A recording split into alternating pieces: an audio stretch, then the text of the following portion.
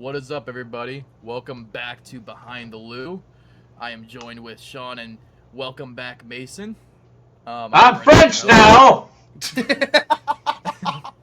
So we're back for another week, and we're gonna try a new format for some of these videos. So we're gonna try to separate our Blues, Battlehawks, and Cardinals talk. So this week we'll have Cardinals and Blues, but this episode will be for the Blues, who have changed their franchise trajectory for um, by a lot by trading away Kairu and doing the draft and getting some other pieces that I'll have Sean break down now. This was possibly the most active I've ever seen the Blues in the draft since trading for Braden Shen. I've never seen And him this active. Yeah, it's me been either. absolutely crazy to see them try and go and buy in on star players and whatnot. And I want to add as much context as I can for how much of a perfect send off Doug Armstrong has done for his tenure as Blues GM. Because coming July 1st, Alexander Steen will be taking over with it all, too. And it's going to be very interesting to see how it goes on. So, to start it all off, I want us to go into a time machine. We're going to warp back. You're back in March, right? In March, the Blues are on the cusp. You're not sure what they're going to do, if they're going to buy or sell, but they're still staying competitive and they're doing a great run, right? It wasn't until March 6th when you hear the news that the Blues have traded their captain and Braden Shen. They trade him to the Islanders for Jonathan Drouin and a first-round pick that was Colorado Avalanches that they owned at the time. So you're hoping for the downfall of Colorado, which I always do. And a prospect, a goalie named Marcus Gidloff, who is someone that we'll see or Marcus not. getting off. Yeah, he's getting off my net. But with that trade, it allows you to get a first round pick, giving the Blues 2 first round picks going into the draft. So you're thinking, sweet, that's awesome. Only for it to be 2 days later, March 8th, Justin Falk is traded to Detroit for Justin Hall, their first round pick, a third round pick, and a forward prospect in Dmitry Buchelnikov. I'm horrible at Russian and whatnot, but they got a first and a third just for Justin Falk to go to Detroit. And going back to the Shen trade as well, there was a first and a third round with that as well. So you're now going into this offseason. The Blues, of course, miss and they tamper off. You get the 11th overall. You see Detroit fail. They're going 15th overall. And you see in the playoffs as the Avalanche don't make Stanley Cup Finals, so you get 29th overall. Then you get the bombshell of news of June. 5 days ago, Jordan Kyrie's traded to Washington Capitals for Connor McMichael, a first-round pick, which is Washington's, and a prospect with it. So now you're going into the draft with 4 first-round picks. I had never seen that many going into it, and everything leading up to it, as we talked about, I was ecstatic. I was ready to see how the Blues were going to take this because I knew moves were going to be coming. I knew that something crazy was going to happen with this. I don't know why I thought they were just gonna draft all of those picks because as soon as I seen them, I was like, of course that they have 4 first round picks. Why did Mason think that we were gonna fucking draft 4 first rounders? Well, I mean, when you look at it, it is the safe bet for the Blues and for Doug Armstrong. Honestly, he doesn't want to mess up anything, just to help Steen out and say, "Hey, it's your team. It's my last year as GM. Go crazy and build your dream team. I've given you all the things to do so. You can build your team from here." And going into the draft, I remember watching it, and 11th overall, they choose a guy named Tynan Lawrence. And this is someone I'm actually very excited about because he had the same trajectory as Gavin McKenna for a while. He was someone that was going to try and battle out for that top 5 spot in the draft, but he fell because he went from the USHL to then NCAA, and it was just too much of a change for him that he couldn't keep up at the same pace, so he fell back a lot, and that's why he came down all the way to 11th. If you look at any kind of drafting places that they had him projected roughly, and this is coming also from the HockeyWriters.com, that website. It's very great. NHL Central Scouting had him at 7th among North American skaters, Elite Prospect had him at the consensus of number 5 overall. The highest he was projected to go was Tony Ferrari in THN, which is the Hockey News, had him as going as 3rd overall. So there's a lot of upside with him at center. He's a left shot, 6 foot. He was currently, like I said, in NCAA, and he's going to BU, I think.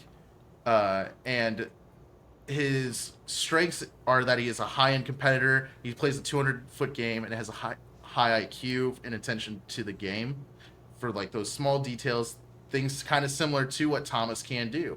So why not draft a maybe better Thomas to grow with this team and whatnot? The one things that they're hoping that to see improvement in is that he continues to find consistency at this higher level, because that's what happened with his drop off in the NCAA, and that he does get faster feet with skating and whatnot.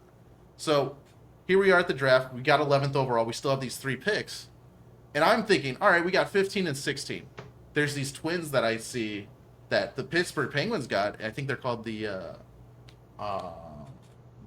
Ruckus, the Ruck brothers and whatnot. That were great. And I was like, that'd be cool to see them go at 15 and 16, and I don't really care what happens at the end of 29th. And then we get the news. Trade alert. Something that I never thought I would see, in seeing Mason McTavish come to St. Louis with only just using the 15th overall that you get from the Detroit trade. So thank you, Justin Falk. And the 29th pick that you get from the Islanders from trading Shen. So thank you, Shen, for getting us a 3rd overall pick from just a handful of years ago. I am so excited to see this guy in a Blues uniform. I cannot begin to express this. He has 5 years left on his contract, same length of term as Buchnevich, as Holloway, as Thomas. He's the perfect fit for this core, and you found your number 2 center to be right behind Thomas. Yeah, I think the one thing that I was really surprised by with the moves was, like, we talked about this at the for our Kyrou trade emergency podcast, that I was worried that they would just hold on to the picks. I think that was going to be the worst case scenario. But the fact that they were able to get McTavish, and with just like those veteran pieces that were kind of seen as just weighing down your team, you know, like Right. for the future. And then now this retool that has been talked about for like 4 years now is finally starting to develop into something that I can see actually working out. Especially when you completely revamp your forward group. And then your lineup looks completely different and way more, like, it's way deeper than it's been in years. Why were people were talking about Mason McTavish, and so he must be good, but people were like, oh, well, hopefully you're getting the good side of him. What's that about? So the so-called problems that people have had with Mason McTavish is that he went 3rd overall in 2021.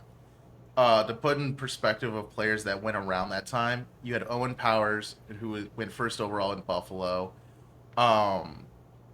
Important names, William Eklund, who San Jose just traded to Ottawa to get their picks and whatnot. He's in that same vein of elite forward. Same draft year as Zach Bolduc, and we've seen how he's played and what he can fetch later on and whatnot. But I think the problem that people have with Mason McTavish is the same problems that we as Blues fans had with Kyrou in the defensive game. We knew that he could be a scorer and that he can do all these high-powered moves and be an elite player, but his defensive game just sucks, to put it like bluntly and whatnot.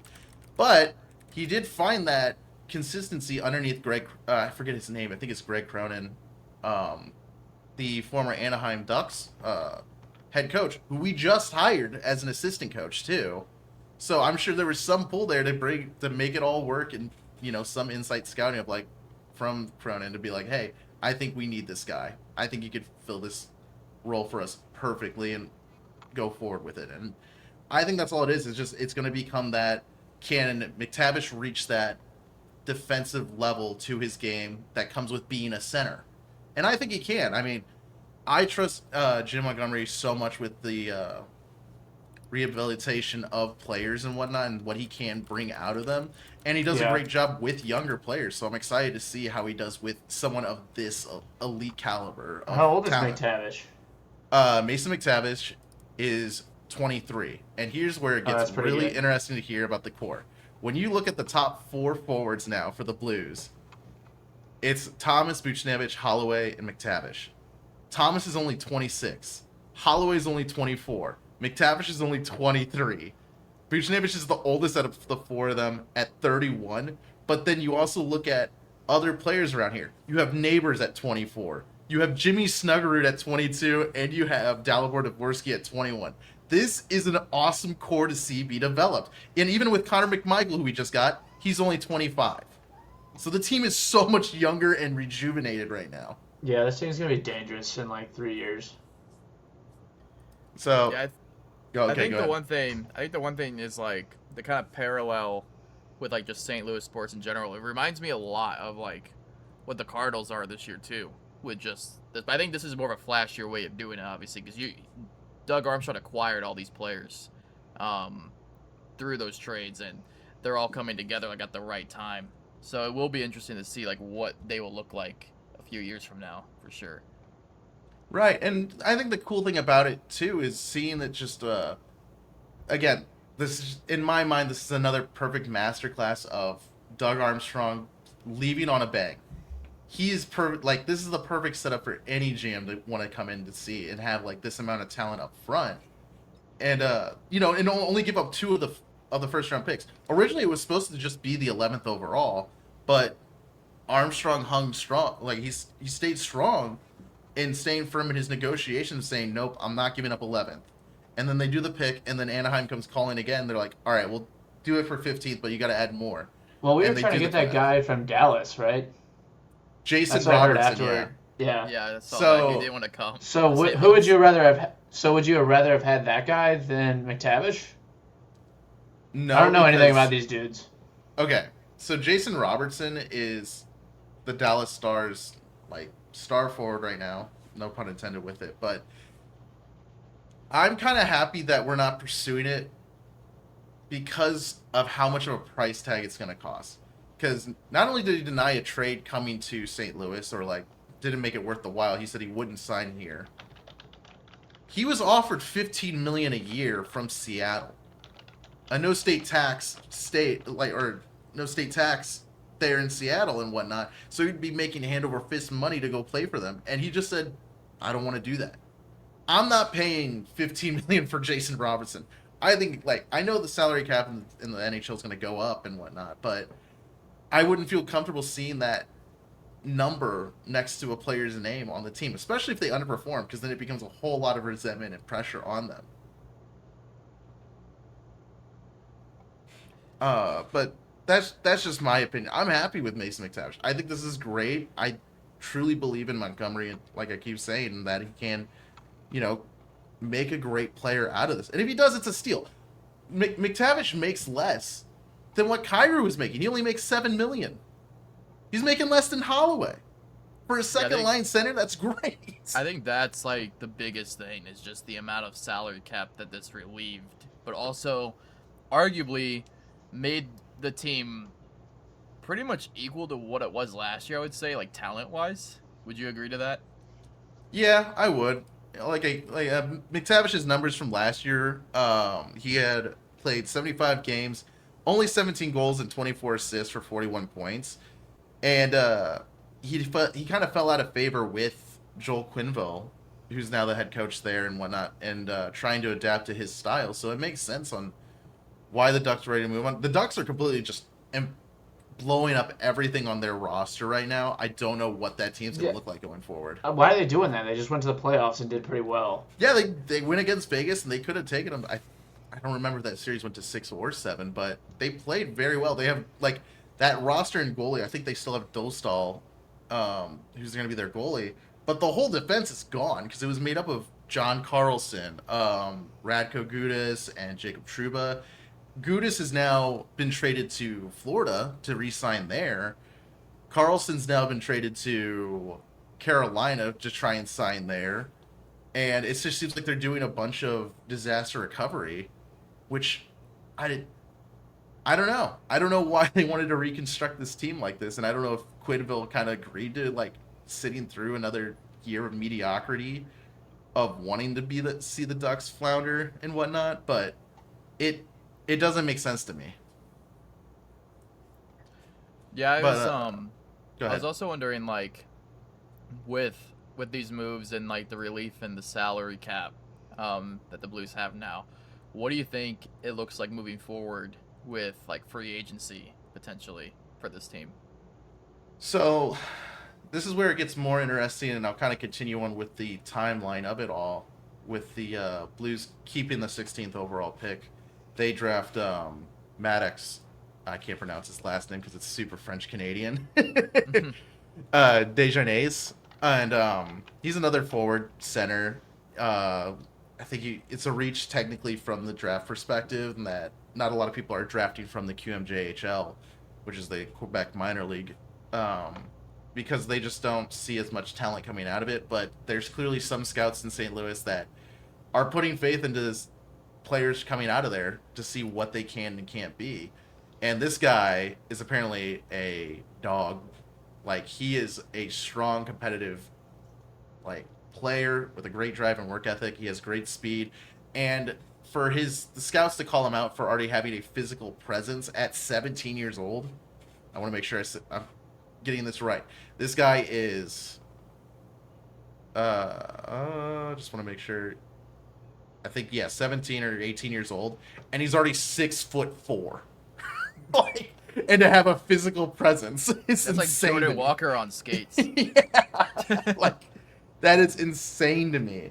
So, the Blues get center depth going forward for the team for later on, as they develop and to see who they do become and whatnot. But to your question, Brendan, of what I see for free agency, I don't know.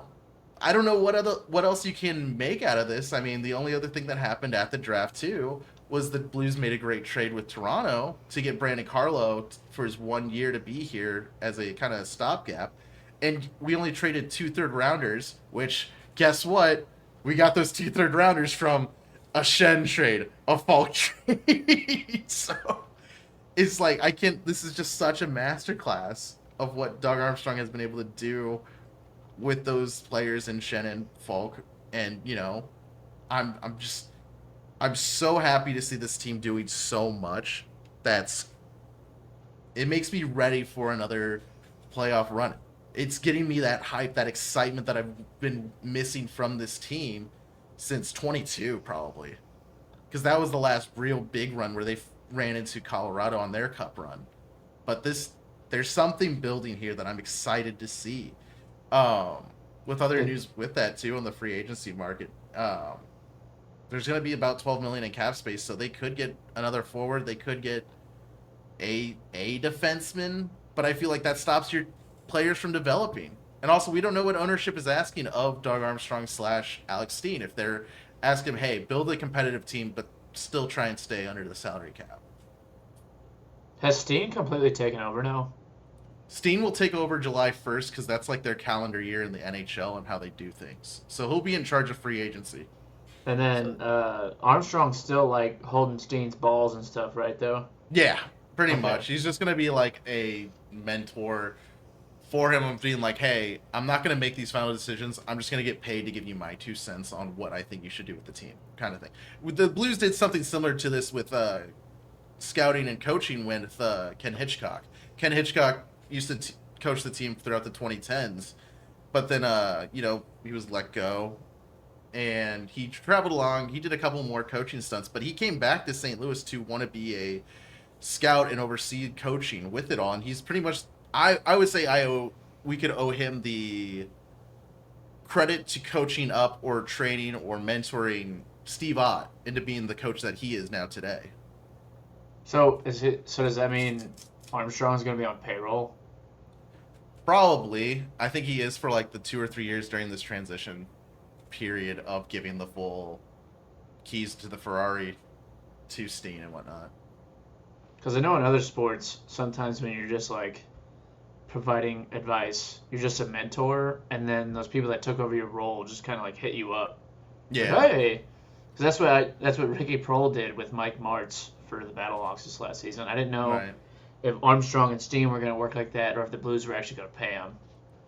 Yeah, I Because think the Blues that's are kind of a actually nice gonna- job. That's a nice job if you get to on your way out, just like, oh, if stuff goes to hell, it's on Steen, not me. I just Right. kind of yeah. What a good job. He's like, hey man, I think you should trade all 4 years of your first round picks for me. Yeah, I think it's interesting too because the Cardinals did that, but backwards with Chaim Bloom when they brought him in as an advisor to Mozeliak, and then he took over like years later. Well, isn't So- that kind of the same thing that they did with Gersh as well? No, Gersh was just there. I don't. He just He was- faded into the back like that Simpsons I don't know. meme. I don't know. Like, I mean, even when like he was like, because he's not the general manager anymore. We don't have a general manager. But like, even when he was the general manager, it was kind of hard to hear like what exactly he was involved in because Mozeliak was like everything. Right. But That's Last few things I'm gonna tackle on with this too, by the way, because I know I'm speed running through most of this. It feels like, but some news that did come out today with the Blues and regarding the roster, because I wanted to have a projected lineup for you guys to kind of have an idea of seeing, is one of the trades that we did earlier in the year from Nick Bukestad to the New Jersey Devils. We got a player back. I forget his name, but I tried to write it down. I think it's Broadloo. He was just a prospect that came in. Wait, that's his full name? No, it's just Broadloo Broadloo? no, Oh. Oh, what a fucking nightmare. No, I just did last names. But he was just someone that was in the prospect realm, and I think he played in the AHL, maybe even ECHL or something like that. He was an add-on piece from that trade to get Nick Bukestad to New Jersey for whatever reason. He's not going to be offered a contract. I think Jonathan Berggren, the person that we picked up on waivers last year, who did really well with us, he's also not going to be offered a contract, so he'll be walking to free agency. And the big one that I was pretty, I don't want to say bummed out, but saw him lose his role with the team is Matthew Kessel.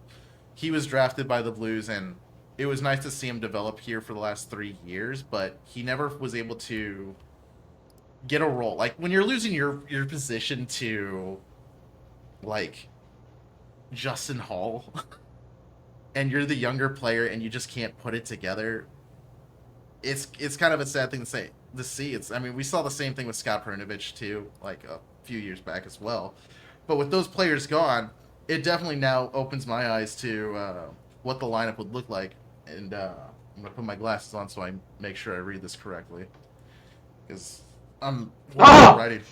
I know. It's a scary guy. It's Clark Kent now. I can see the reflection of your dick in your glasses. Thanks, man. I know it gets in the way. Put some pants on. Sorry. I'm just so excited about this lineup. So you have the starting line, or the first line, which would be Dylan Holloway, Robert Thomas, Jimmy Snugger. We saw how successful that was last year. I'm excited to see a full year of that. I'm excited to see Snugger put up like 40 goals this year and just destroy the whole league and show why he's the best. Your second line now is you have Jake Neighbors as your power forward, Mason McTavish as your center to pass the puck to Pavel Buchnevich so he can get his scoring touchback. If Pavel Buchnevich can get back to a 60, 70 point kind of feeling, that's a lot more offense that the Blues have been missing, especially when it comes down to like a power play standpoint too. If they can figure that out with all these new pieces, that'd be great. Third line, you now have Pius Suter, Dalibor Dvorsky, and Connor McMichael, which is going to be an interesting third line of development, especially with Suter trying to train these guys up. Suter's on his last year with the Blues on his contract. Depending on how the year goes, if it's good, I could see him ride it out and he'll stay with the team. If the Blues are middling, I could see him leaving. I'm kind of okay either way with his tenure as a Blue. He's only signed for the 2 years, but it's one of those just kind of fillers to see what happens, because now on the fourth line you have Nathan Walker, the Aussie, representing all of Australia with his best intentions. Jack Finley, who we also got on waivers last year from Tampa Bay. He's also a younger player at 23 who's going to try and, fit in as much as he can. And one of my favorite players, Alexei Torpachenko, the Russian torpedo. Every day I hope for a goal so that one Instagram account can post the Alexei Torpachenko highlights that are very rare. With extras on forward, we have Jonathan Drouin, again, who we also got from the Shen trade. He'll probably just another stopgap of someone to be around and try and be a scorer, but just as extra depth. And Otto Stenberg, who I think will develop into a perfect player to take either Suter or Drouin's spot as the years go on going forward. On the defensive core, this is where it gets really interesting. You now have your top defensive pairing, which I'm going to project as Philip Broberg, of course, but also I'm going to go out on a limb and say Logan Mayu steps up and becomes the top line defenseman on the right side. That's going to be a controversial take for a lot of people because of just the Drake 1 year May's that's brother. Yeah. That means he's gonna fucking flop. Yeah, he's going to flop his way all the way to the Super Bowl, yeah. Hey, they had an easy schedule. For those who don't know, Mason's not a fan of New England because of the Broncos from last year. Tom Brady, Peyton Manning. But that too. Second defensive pairing, Cam Fowler and Colton Parayko. It's kind of been the steady set that they've had going forward. They're both at their 33, 34. They're going to be making together about $12.6 million. You can't ask too much of that from a second pair defensive pairing. But now with the ad on the bottom pairing, you now have Tyler Tucker and Brandon Carlo, which Brandon Carlo, I'm excited to see if he does have a redevelopment year of coming back to form. His best years were in Boston under Montgomery, so hopefully he can find that kind of player back. And then for extras in defense, you have Theo Lindstein, and the person that we've been hearing a lot of noise from, who I'm excited to see if he can force one of these defensive players out, in Adam Juracek.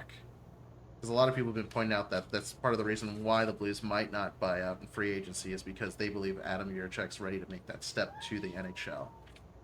But yeah, that's the Russians. lineup.